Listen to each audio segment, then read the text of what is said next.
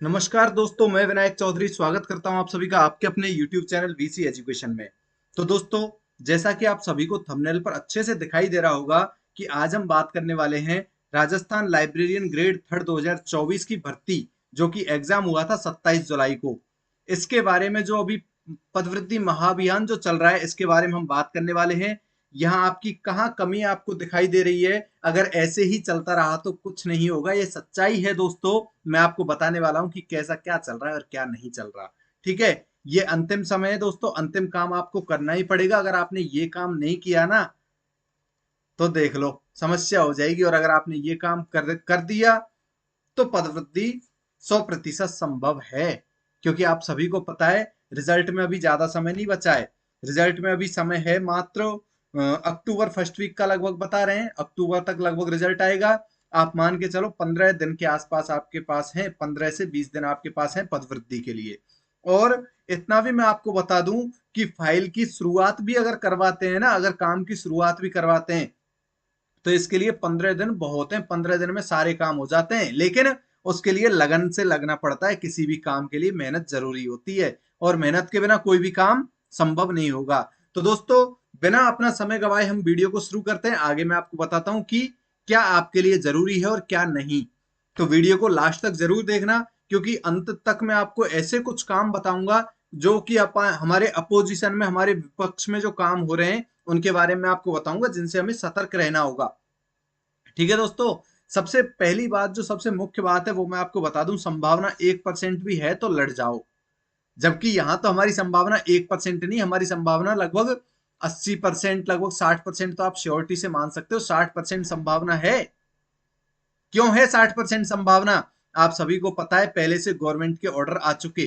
Government जब order दे चुकी कि जो प्रक्रियाधीन भर्ती है, प्रक्रियाधीन भर्तियों में 50% पदों में वृद्धि की जाएगी। और हमारी जो एग्जाम हुई थी 548 पदों पर हुई थी, तो इसके 50%, 250 प्लस पदों पर वृद्धि होनी चाहिए। इसलिए गवर्नमेंट के आदेश, सबसे मुख्य काम है वो तो हो चुका, लेकिन अब हमें इस काम को करवाने के लिए, आगे प्रगति में लाने के लिए, आगे स्पीड में लाने के लिए गवर्नमेंट को याद दिलाना है कि गवर्नमेंट ने जो, आपने जो खुद ने ही आदेश निकाले हैं, आप वैसे ही बीजेपी गवर्नमेंट तो अपने वादों की पक्की है। तो जब गवर्नमेंट ने अपने ही आदेश निकाले हैं, तो गवर्नमेंट अपने वादे को पूरा जरूर करेगी, वादे को पूरा जरूर करेगी, और हमारे पदों में वृद्धि जरूर करेगी। लेकिन उसके लिए हमारे लिए महत्वपूर्ण क्या है? हमें महत्वपूर्ण ये है कि हमें सरकार को याद दिलाना पड़ेगा, सरकार को याद दिलाना पड़ेगा कि आपने जो गवर्नमेंट के आदेश निकाले थे, उन पर आपको पदों की वृद्धि करनी है। जबकि आप सभी को पता है कि पहले पटवार, एलएसए, और भी बहुत सारी वैकेंसी है, जैसे जेल प्रहरी, सब में पदों में वृद्धि हुई है। जब सब में हो चुकी है, और भी बहुत सारी वैकेंसी है जिनमें एलएसए में 2 बार पदों में वृद्धि हुई है। एक बार 499 पद, और एक बार लगभग 345, ऐसे कुछ पदों में वृद्धि हुई थी। तो जब सब में पदों में वृद्धि हुई है, तो आप सभी को अच्छे से पता होगा, गवर्नमेंट सरकार को भी अच्छे से पता होगा कि जो पुस्तकालय होता है, पुस्तकालय जो होता है वो तो विद्यालय का हृदय है। हार्ट ऑफ स्कूल है। तो विद्यालय के हृदय को संभालने के लिए, देखो सभी को पता है, हार्ट जो होता है वो मुख्य स्थान होता है हमारे शरीर में भी, बॉडी में भी हम देखते हैं। तो हार्ट के बिना किसी का जीवन नहीं चल सकता।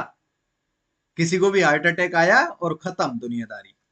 इसलिए हृदय तो जरूरी है, और सरकार भी इस चीज को जानेगी, क्योंकि शिक्षा का आधार विद्यालय है, और विद्यालय का आधार ही पुस्तकालय है। तो पुस्तकालय के बिना तो कुछ संभव होगा ही नहीं। और पुस्तकालय को संभालने के लिए क्या चाहिए?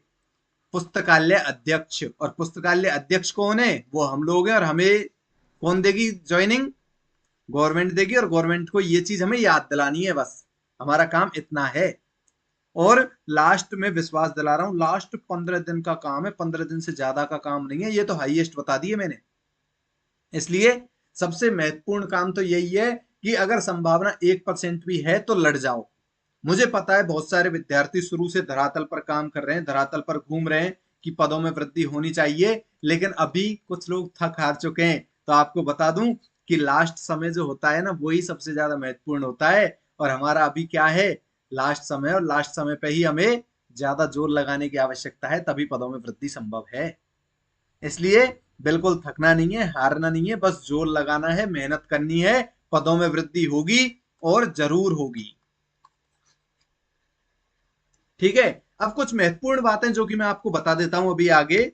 जैसे कि पहले भी सभी भर्ती परीक्षाओं में पदों में वृद्धि हुई है। जैसे पटवार भर्ती में 1707 पद बढ़ाए गए।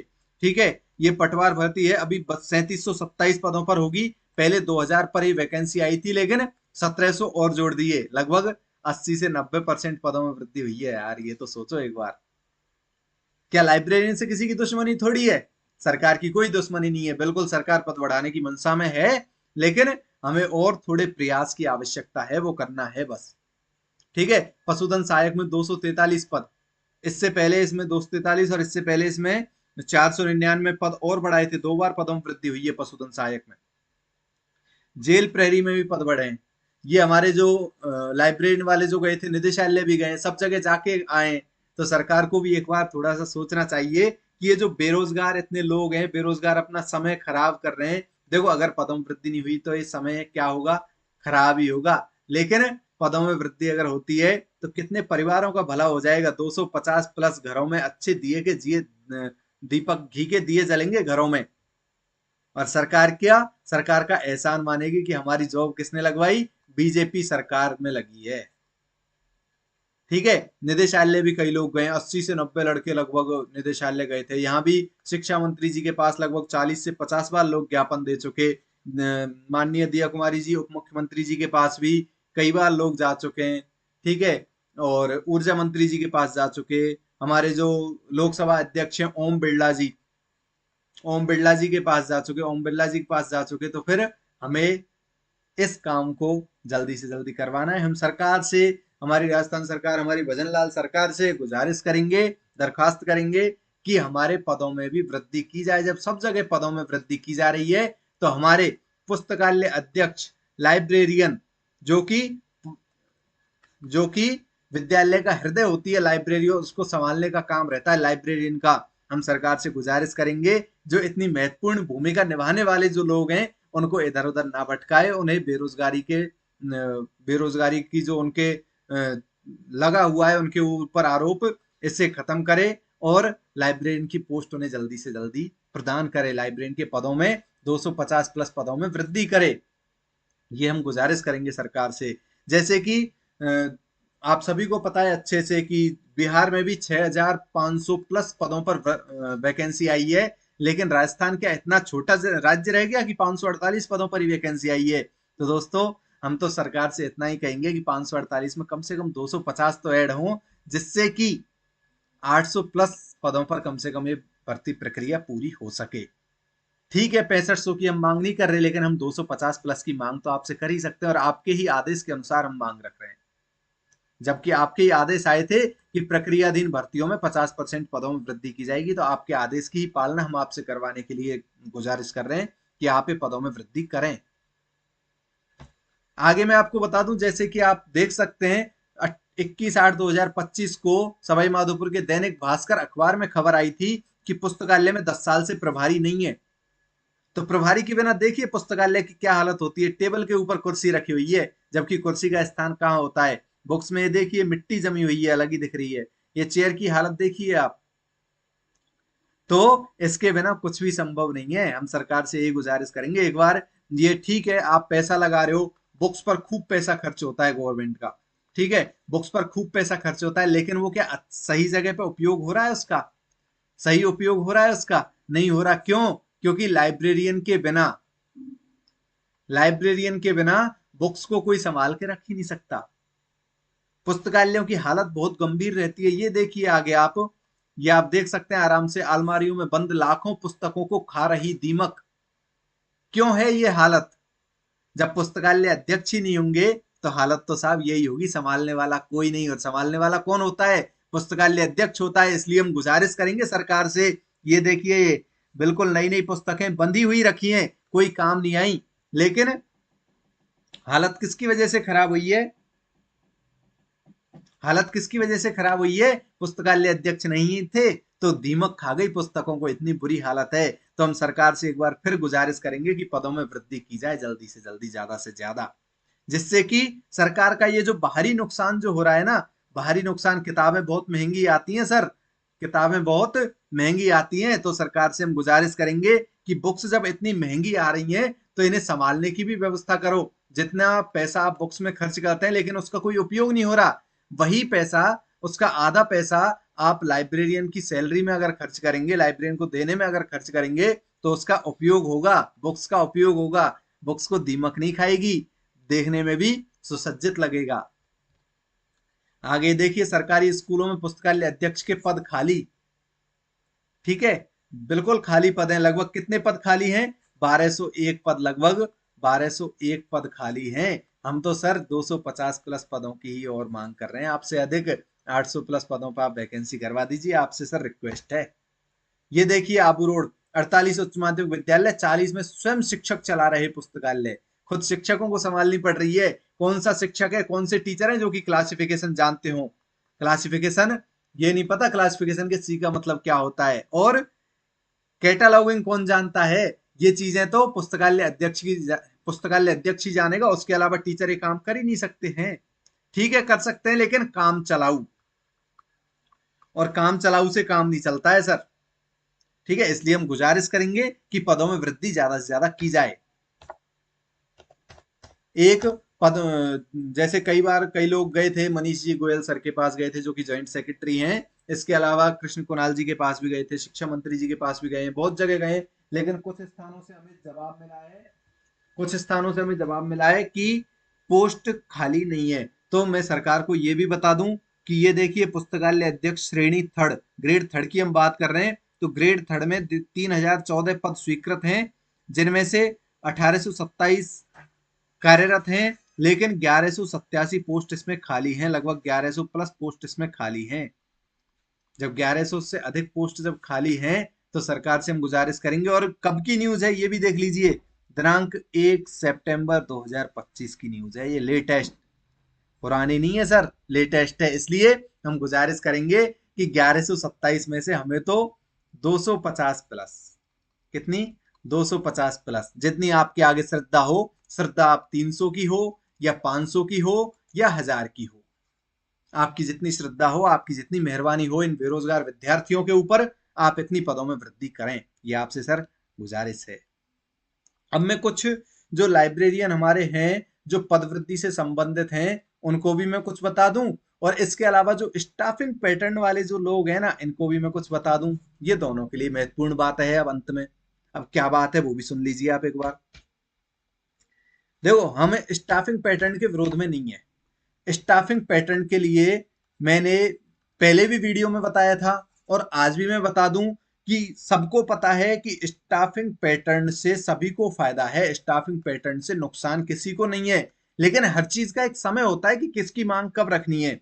स्टाफिंग पैटर्न की मांग 2016 से चली आ रही है, आप सभी को पता होगा अगर आप इस मांग को रख रहे हैं तो। 2016 से चली आ रही है, लेकिन स्टाफिंग पैटर्न वालों की क्या दुश्मनी है इन पदवृद्धि वालों के साथ? क्यों इनके नेगेटिव में, खिलाफ में जाते हैं ये लोग?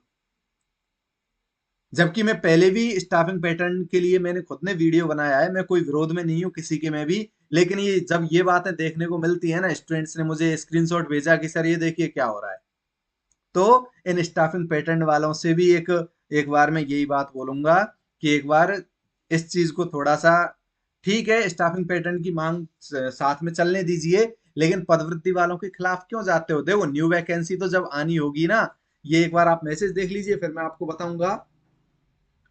ये कोई मोनिका नाम से है, वो मुझे ही निकाल रहे हैं, मैंने बोल दिया कि पदवृत्ति नहीं होगी, नई वैकेंसी आएगी। आप साहब सीएम साहब हो, आप भजन लाल जी हो, या आप मदन दिलावर जी शिक्षा मंत्री हो, जो आपने बोल दिया मोनिका जी कि पदवृद्धि नहीं होगी, क्या आपके आदेशों की पालना होगी सरकार में? आपको कोई जानता है?